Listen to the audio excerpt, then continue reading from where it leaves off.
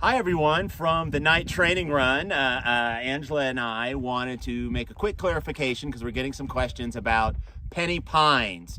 So Penny Pines 1 and Penny Pines 2 are across the street from each other. They're not in the same location. And things are really different than last year for various reasons. We made some conscious choices to make some changes. So Ange will talk about Penny 1 and I'll talk about Penny 2. All right, so different than last year. Penny 1, you can now have crews there, and you can have pacers, pacer changes as well, but we do not allow drop bags anymore at Penny 1. This was a conscious decision.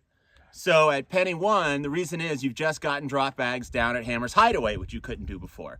So you've been able to hit your drop bags at the bottom of that climb. You have drop bags coming up very soon after Penny 1. So that's a non-drop bag station. The other reason is they're not in the same location. So if we had one drop bag for Penny, we can't shuttle them across the street. It's very difficult to track.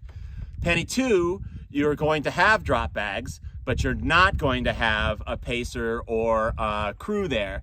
The reason for that is because it's on a Saturday for a lot of you, and we've been asked by the Forest Service to take as many people off Sunrise Highway, and particularly Penny Pines, on Saturday. They used to allow a pacer drop, but very, very reluctantly. So to make the Forest Service happy, we no longer allow that at Penny 2.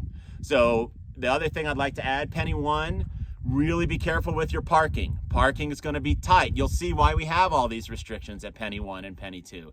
It's going to be difficult to park. Please don't go early to Penny 1 for your crews. We'll emphasize this as well. It's difficult parking. If everyone goes at the same time, you won't be able to park. Think about your runner's time. Use UltraLive.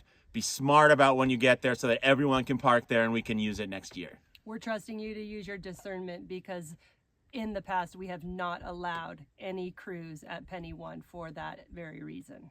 So this time it's later at night. There's less pressure with other trail users. So we think we can get away with it. It's an experiment, but it's going to be up to you. Otherwise, we won't have crews until Meadows and Redtail, and it'll be a long stretch. So we'd like to keep using Penny 1. So please help us continue to use it during the race. Be smart about it. We appreciate all the questions about Penny 1 and Penny 2. We promise it's not an accident. We actually used our brains for a change. We did. Yeah. The chart that you're reading is the chart we thought through. And we came up with a plan after little bumps and bruises, but we came up with a plan. So that's the way it's meant to be. So thank you everyone for your questions. That's how it's going to be for Penny 1 and Penny 2. Signing off from the night run. Yeah.